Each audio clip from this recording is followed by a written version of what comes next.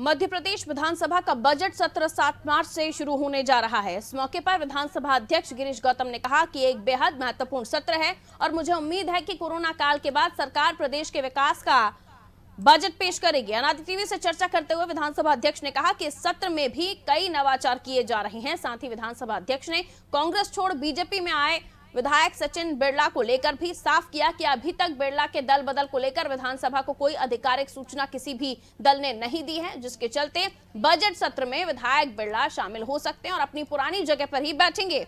विधानसभा अध्यक्ष गिरीश गौतम से चर्चा की अनादि टीवी संवाददाता नीरज श्रीवास्तव। 7 मार्च से विधानसभा का बजट सत्र शुरू होने जा रहा है और क्या नए नवाचार विधानसभा अध्यक्ष इस बजट सत्र के दौरान करने वाले हैं विधानसभा में, ये सब जानने के लिए हमारे साथ मौजूद हैं गिरीश गौतम जी, विधानसभा अध्यक्ष जी। सर, विधानसभा का बजट सत्र शुरू होने जा रहा है, क्या नवाचार करने वाले हैं?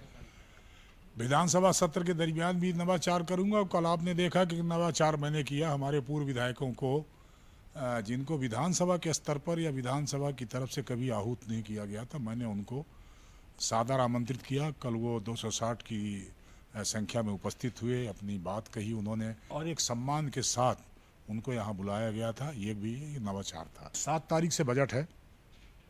इस बजट के दरमियान भी जो प्रश्नकाल है, उस प्रश्नकाल के भीतर मैं ऐसा चाहता हूँ कि हमारे विधायकों के ज़्यादा से ज़्यादा जो प्रश्न लगे हैं 25 की संख्या में, उनको सबको प्रश्न पूछने का अवसर मिले। इस दिशा में काम करने का प्रयास कर रहा हूँ और कैसे कर सकता हूँ कि उसको पूरक प्रश्न की तरफ सीमित करूं, उत्तर को भी सीधा पॉइंटेड क्वेश्चन हो, पॉइंटेड उत्तर हो, जिससे हम ज़्यादा से ज़्यादा उसको कर सकें। यही करने का प्रयास कर रहा हूं। सर, कांग्रेस के एक विधायक थे सचिन बिरला, जो बीजेपी में शामिल हो गए थे, लेकिन अब कांग्रेस का कहना है कि वो हमारे साथ नहीं बैठेंगे, तो उनके बैठने की व्यवस्था को लेकर क्या कहना? बीजेपी में शामिल हुए, इस तरह से बीजेपी विधायक दल का कोई पत्र मेरे पास नहीं आया, तो मैं इसमें कैसे कहूँ कि कहाँ शामिल हुए। न कांग्रेस की तरफ से आया कि इनको हमारे जो सीट का आवंटन होता है उससे इनको पृथक किया जाए। एक आवेदन पत्र आया था, माननीय गोविंद सिंह जी ने दिया था कि वो सदस्यता उनको निरस्त कर दी जाए। मैंने उसका अध्ययन करने के बाद उस आवेदन को निरस्त कर दिया था। उसके बाद फिर हमारे माननीय सदस्य रवि जोशी जी हैं, उनका एक आवेदन पुनः आया और उसमें उन्होंने लिखा कि इनको सदस्यता का, इनका निराकरण जो अधिनियम है उसके भीतर से इनको सदस्यता से पृथक किया जाए। मैंने उनको एक सूचना दी नोटिस के माध्यम से कि 2 मार्च को मैं इस प्रकरण पर सुनवाई करूंगा, जिसमें आप स्वतः आप तर्क दे सकते हो, तथ्यों को प्रस्तुत कर सकते हो, नियम कानून बता सकते हो, या अभिभाषक के माध्यम से, या दोनों उपस्थित होकर के मेरे समक्ष 2 तारीख को मैं सुनवाई करूँ। कृपया आप आइए। उनका 2 तारीख का एक आवेदन आया, जिसमें 2 तारीख को सुनवाई के लिए वो असमर्थता व्यक्त करते हुए अलग कोई तारीख मांगी उन्होंने। तो मैंने उसका निर्णय करते हुए 25 मार्च को मैंने कोई तारीख मुकर्रर की है, जिस दिन उनको सुनवाई करूंगा, तब क्या उनके तथ्य हैं, क्या बात करते हैं देखूंगा। अभी तो जिस तरह से आवंटन होता है दलों के सदस्यों के आधार पर, उस आवंटन हमने कर दिया। सर, विधानसभा अध्यक्ष तो आप हैं ही, साथ में एक आम नागरिक भी हैं, तो नया बजट सत्र में बजट पेश होने जा रहा है, क्या उम्मीद है लोग लगाए बैठे?